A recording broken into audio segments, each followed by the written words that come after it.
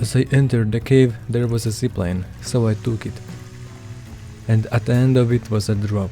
And that's when I realized I couldn't get back up, and the only way out was going forward. I had no choice but to face all of the horror that awaited me in this cave. At first, it wasn't too bad, just some lanky dudes, but even these can overrun you, so I had to be careful. At one point, I was even forced to pull out the gun, and they were kind enough to stay still for me. Going further into the cave, I slipped and slided down. There were some supplies down here. Just around the corner were a lot of those lanky creepy dudes, but I fought them off. This cave seemed to be going on forever. Look at that, there were even a couple of mutated babies. This is when it got serious. The cave widened and it was filled with mutants.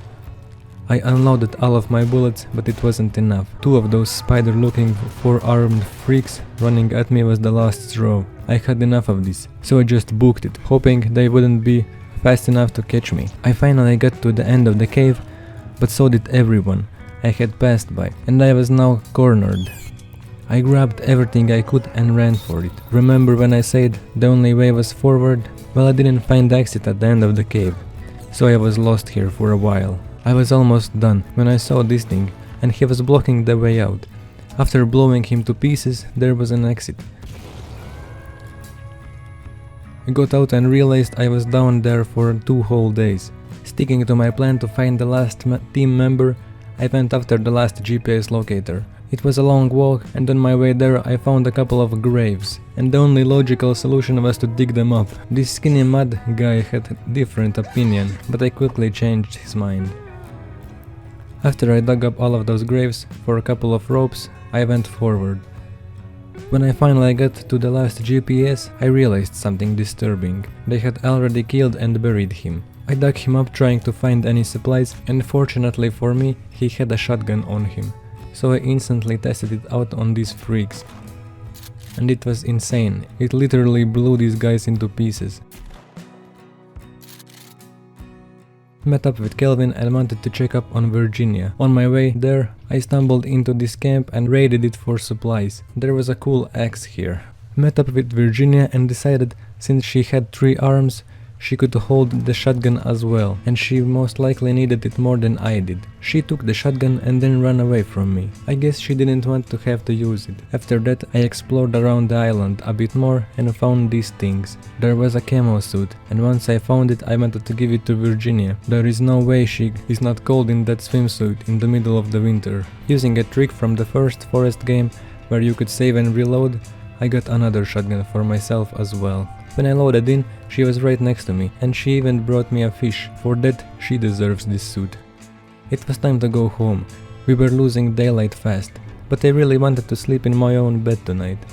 I couldn't see a thing and was navigating only using the GPS. When I woke up, I wanted to fill up my water flask, but the water was frozen and I couldn't break the ice. Tested out my new axe, and it was a lot faster than the small one.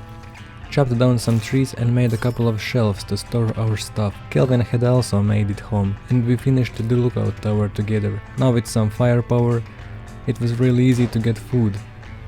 Then I realized we had a hole in our house and didn't have a door. I called Kelvin over and told him to chop some logs and drop them here on the ice.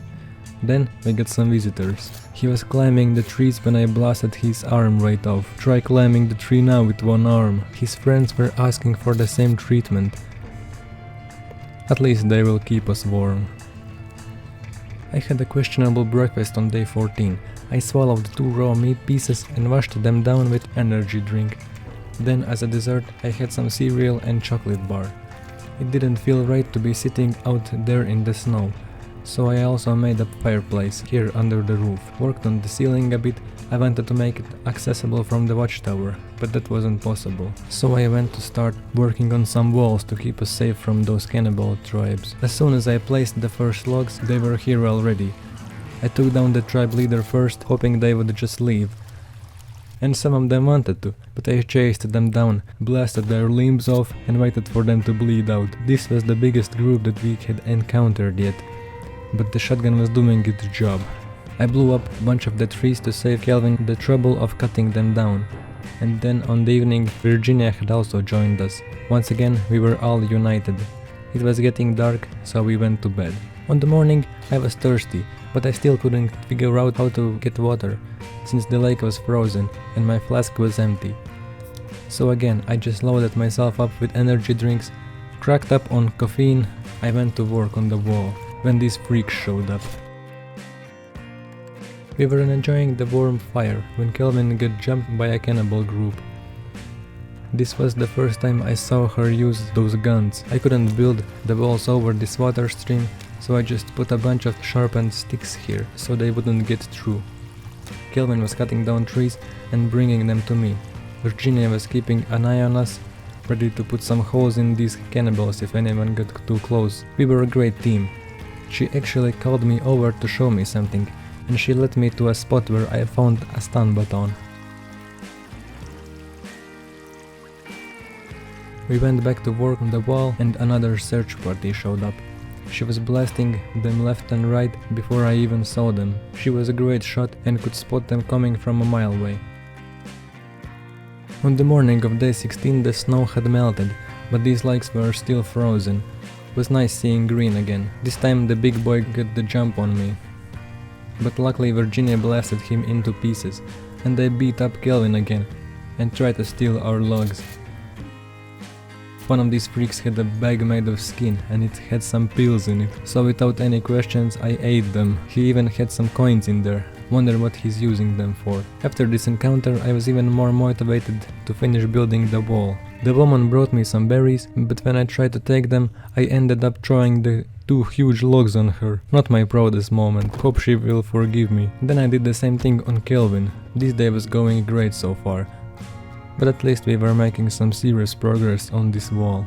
She called me over to show something again, but brought me to the same place as last time. Disappointed, I beat a deer with a stun baton to death, and then another one. Our strategy was working great. While Kelvin was chopping down trees, I could go sharpen the previous logs I had placed, and while I did that, he had gathered more, and so on. These dudes did not like the idea of the wall. They took down the door and then tried to ram through the wall. Poor Kelvin, I tried to blow up some trees and he got too close. Since he can't hear, I imagined the horror he must have felt from all of these explosions. The ground trembled and a bunch of trees almost fell on him. Next day I finally realized that the water below wasn't frozen and could finally enjoy fresh water. Virginia was also approving our idea to build a wall. She gave me a thumbs up. I have no idea how are you relaxing in all of these logs. And why are you even covered in blood? So many questions, but no answers. This huge naked man covered in red paint showed up, and these guys had no trouble bringing down the wall with all of that mess. It looked like they were more interested in destroying our home than fighting. I couldn't fill the gap that they had created, so I threw some logs on them. You can't imagine how much time it took to build this wall, and seeing it being destroyed in a couple of jumps, I was having second thoughts about this project. But a thumbs up from Virginia kept me going. I wasn't going to quit halfway. Looks like Kelvin was also done with the wall, but I managed to convince him to finish it. The wall building continued on day 18. Virginia was supporting us with food. She brought me a squirrel today. I felt kinda bad for not eating it, but I like my squirrels cooked, or at least dried, not raw, but I guess to each their own. The wall was like 80% done, the finish was near, when a group of mutant babies showed up, and they really hated Kelvin for some reason. I tried my best to help him out, but he kept getting hit. If the babies wasn't enough, right after that, those big red naked freaks showed up again. I was messed up and was hoping Virginia would take care of these, but then I remembered that I still had some slugs for these guys. I was cutting down the last few logs for the wall. When I turned around, Kelvin was being smacked around by this 10-meter tall sausage monster. What the hell is that thing? I've never seen anything like that before. I bet this thing could just step over the wall. This wall seemed to be more and more useless by the day, but at least it looks cool, and after it will be done, cannibals will have only one entrance, which will make it a lot easier to spot them. I saw both of them sitting by the fire and Kelvin looked really nervous for some reason.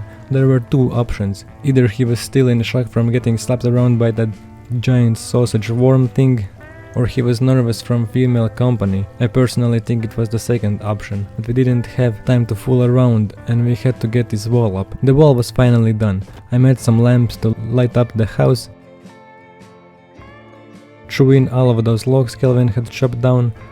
By day 19, the lake was unfrozen, and I see that Kelvin was also enjoying the warm water. I wanted to get us some breakfast, but Virginia beat me to it. Just as I whiffed my shot, she came around the corner with a rabbit, and she gave me a thumbs up. Then she wanted me to follow her. After that gift, I couldn't say no. She brought me to this cave and showed me these crates of supplies. I took all of those items and stored them at home. After that, I went to explore the cave. I realized that I had already been in this cave, so I didn't bother and went back to bed. After waking up, I wasn't rested and still needed to sleep a bit more. I guess I got exhausted from all of this building, so I slept again. That brings us to the end of this episode. If you enjoyed this one, a thumbs up and subscription would mean a lot. Stay tuned to see what problems we run into episode 3.